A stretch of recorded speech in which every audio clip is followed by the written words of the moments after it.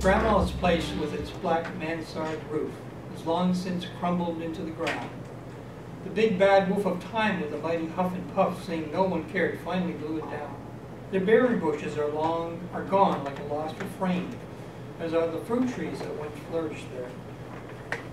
The orange lilies have also succumbed. The lower meadow hasn't seen a sigh in ages. Purple loosestrife spreads a deceptive beauty from the roses to the meadow's fenceless edges. Some sweet summer, not many years hence, I hope to return to cut a path through the tangled mess. Maybe I'll build a small cabin and put up a fence, as though I could restore lost kingdoms with a kiss. I guess it's about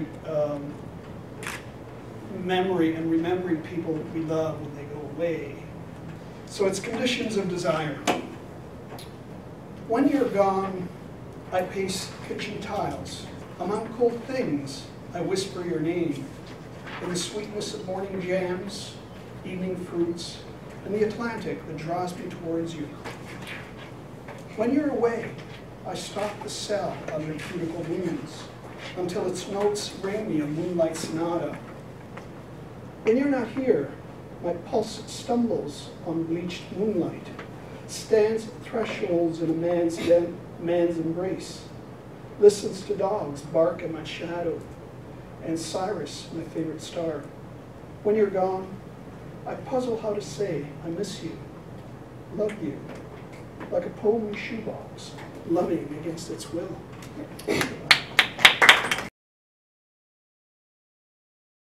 I would say 90% to 95% of my poetry was written on my cell phone when I have a little break between meeting two clients, or when I have a little break between the two girls shouting at me and my husband asking me to do this and that. So life is very busy, so that's the fraction of time that I cherish and do my little literature. Simple as a poem. Let my poems be simple as the sunrise in the morning, as the dripping of dew from the leaves. Simple as the white clouds in the blue sky, and showers of rain in the midnight. I write them with my slender index finger. At a click of the send button, bring my true heart to the harbor across the wild sea. My father rolled his eyeballs, broke his silence. Find your own flaw and stay longer. He winked at us. At least, no one would buy. I received a copy of the photo in the local newspaper. It was titled The Last Temple.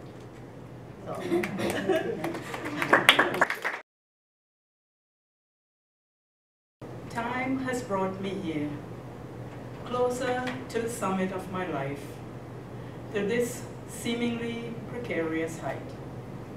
Details of the peak ahead are hidden in the cloudy distance. I can only take care of priorities that are located in the present.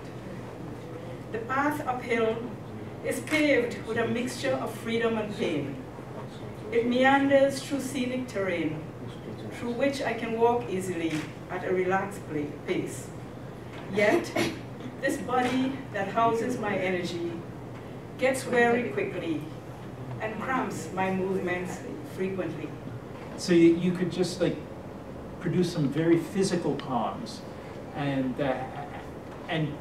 position them right behind this statement, and I think you can have fun.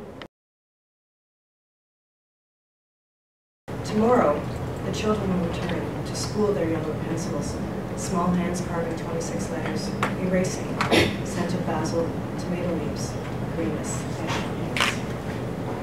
My parents are immigrants from Italy, and so one of the things that is traditional in an Italian family, which Italians are also very family-oriented, one of the traditional things is at the end of the summer to take tomatoes and turn the tomatoes into sauce, and the processing of it, the beauty of all of those little moments of, you know, the tomatoes and the basil, and And the fact that, there's loss, and I think that, for me anyways, I was trying to get the loss that comes in.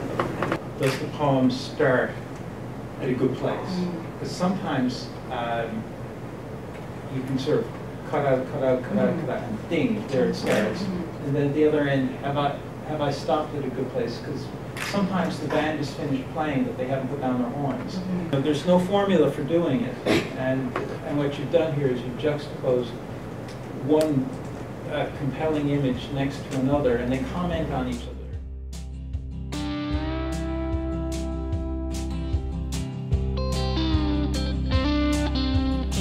A penny for my thoughts, you say.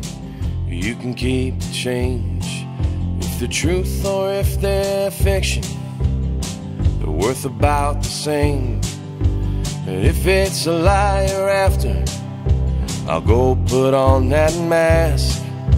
But if it's the truth you're looking for, I hope you don't regret you asked.